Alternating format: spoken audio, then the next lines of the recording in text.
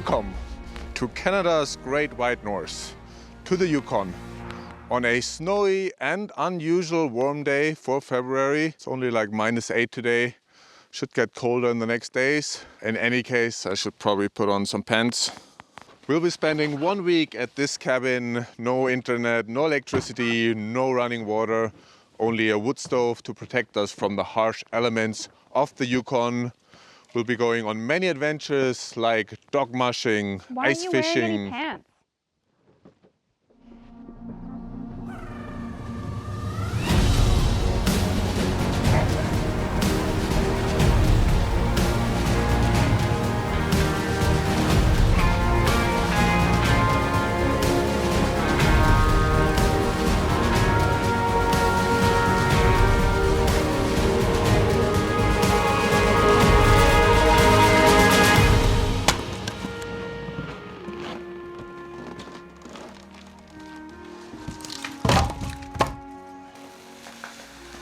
Alright, so let me give you a little tour of the cabin. Let's go. Okay, here we are. And as you can see, it's basically just one big living space. Firewood, stove, the chill out and rice beer area. Here we've got the reading and gaming corner, table and the kitchen. So this stove is powered by propane. And then here we have a sink. And here we have a little bathroom. Actually never use the toilet, always go outside. And there's even a shower in here. And upstairs, the master bedroom. Window facing north to see the northern lights. Big window facing south to also see the northern lights, because they're everywhere. And if you're wondering why there's a sink and a shower if we have no running water, well, let me explain. So upstairs we have these buckets and we just fill them with warm water for the shower. Well, this one is the shower bucket and then the other one is to have water in the sink. And for electricity we do have a little generator here which I use to charge my camera gear and my laptop. But yeah, it's not a great setup, so I think this summer I'm gonna put some kind of battery and some solar panels. And yeah, the reason why I don't use the toilet here is just because it uses too much water. For peeing I just go outside the door. And otherwise it's the outhouse. Can be a bit cold in the morning when it's below -20. But yeah, that's what it is. Overall, pretty good setup here, I think. In a way, it's actually easier to do this in the winter than it is in the summer. The reason being the water. In the winter, you always have water around you because you just go outside, grab a bucket of snow, put it on the stove, which you have running all the time pretty much anyways. So yeah, you'll always have warm water for dishes or for a shower. And I just remember the best thing about winter. No mosquitoes. Those little bastards can be really aggravating in the summer.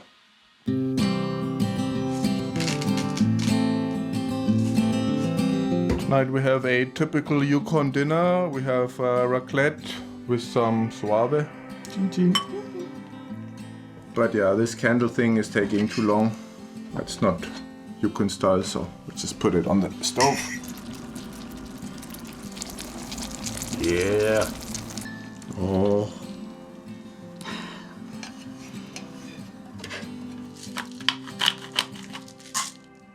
Tough life in the Yukon.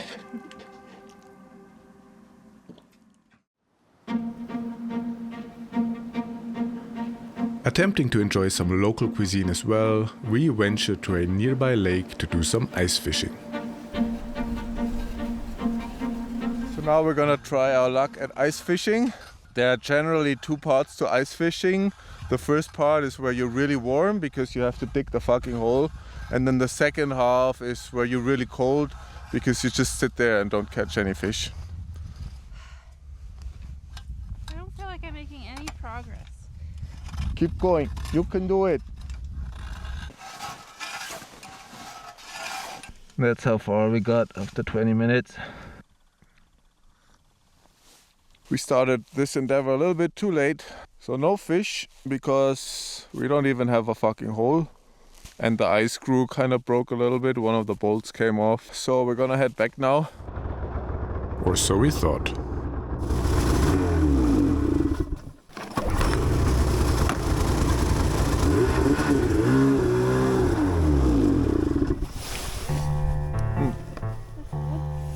82 meters. And here's me looking under the hood, pretending I know anything about snowmobiles. Not good. Stuck on the lake. Sled doesn't wanna drive away. Well, luckily I got 1 bar cell reception here on the lake and managed to call William, who's gonna come pick us up. Otherwise we would have had to walk back like 5-10k or something.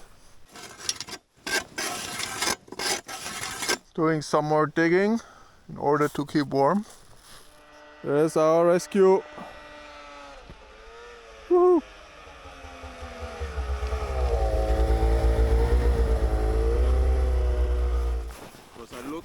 He looked in it. Unfortunately, topping up the oil didn't really help us either.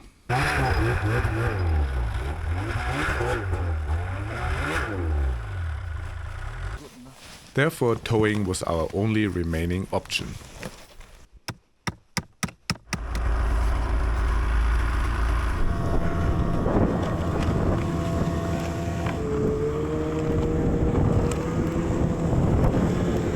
Slight hiccup on the lake there. Yeah, I guess without cell reception we would have just walked back, but probably would have taken us like 2 hours. So, and now we're having steak and red wine, so all is well that ends well.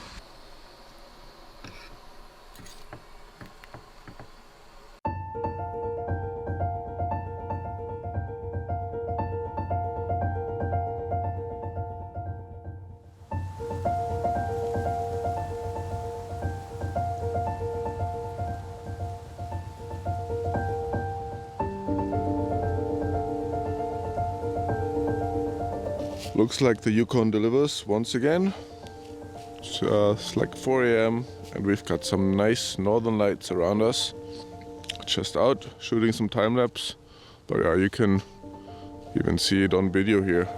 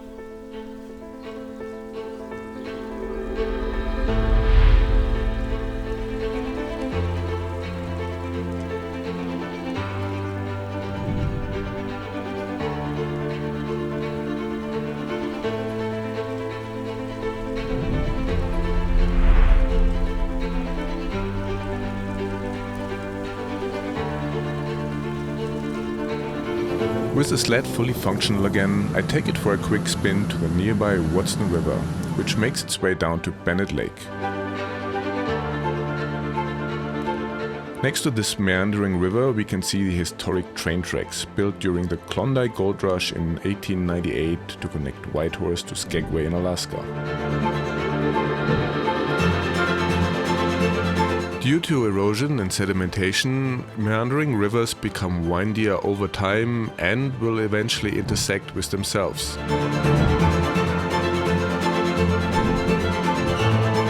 The part of the river that is cut off will eventually dry out and will form what is called an oxbow lake.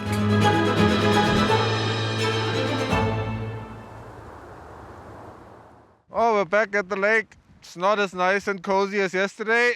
A lot colder and very windy, but today we're not going ice fishing. We're gonna do some dog mushing. Just gonna wait for the dog musher to come around with a sled, put a lane into the sled because it's too dangerous for me. See how that goes.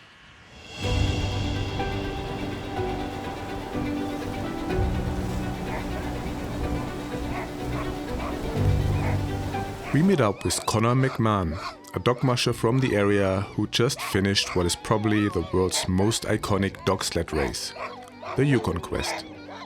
So you just came back from the Yukon Quest?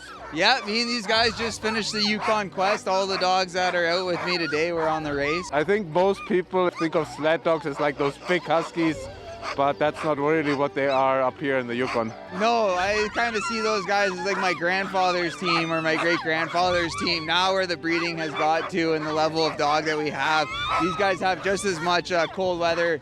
They're able to handle the cold weather, but they just lean eating, running machines, and they're all super happy to be out here working at the level that they do. So it's really incredible what the breeding has come to over these last few years.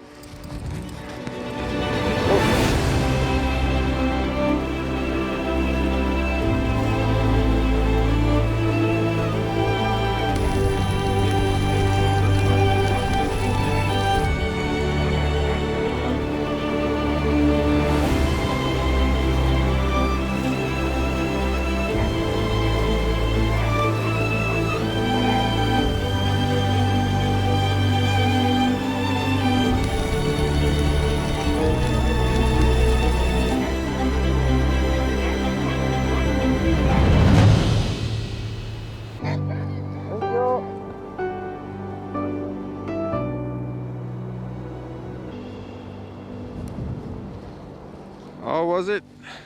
It was really great. Had a good time.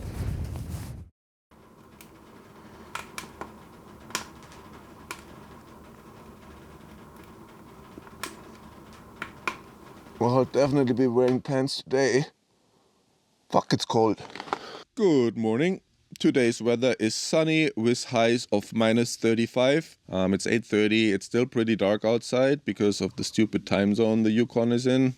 Don't get me started on that. Today I wanted to show you the local ski resort in Whitehorse, the ski hill there. Usually I don't go ski below -20 because it really sucks and it's not fun. But I want to show you anyways. So let's do that in the afternoon and then check out the local Après scene in Whitehorse, the capital of the Yukon. Here we are.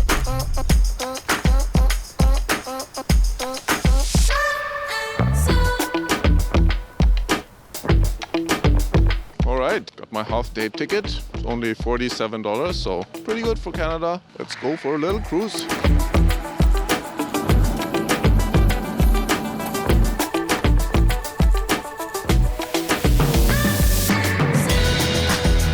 Mount Sima, which lies just 15 minutes south of Whitehorse, may not be a big resort with just one chairlift and a vertical drop of about 300 meters, but the Yukoners surely made the most of it by offering a terrain park, a border cross, a chalet with a bar and ski rental, and even a launch and landing area for paragliding. They built a big fucking kicker there, a lot bigger than what I have in my resort back home. Should you ever come here on a ski trip?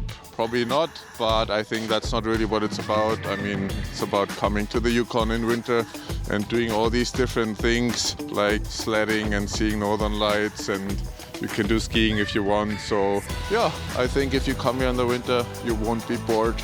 A lot going on.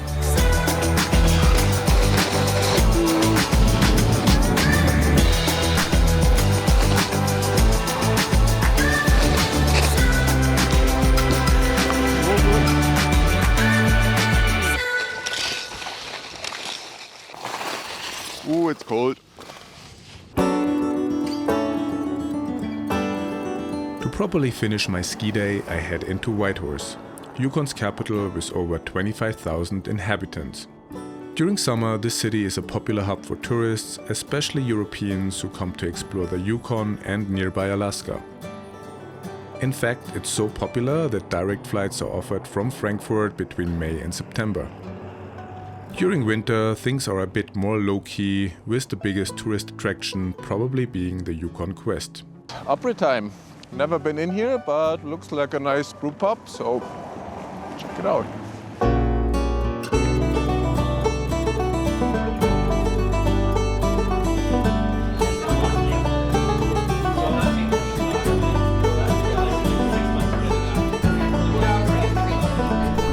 Looks like a cool little place. Cheers.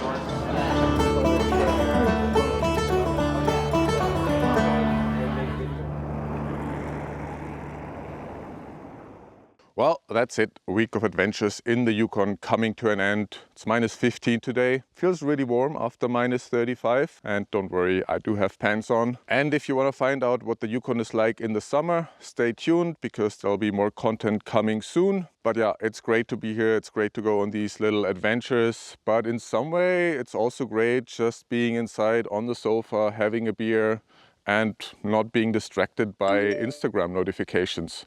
I think Amundsen, the great Arctic explorer, put it best when he said, all for a man to be happy is worms and a full stomach.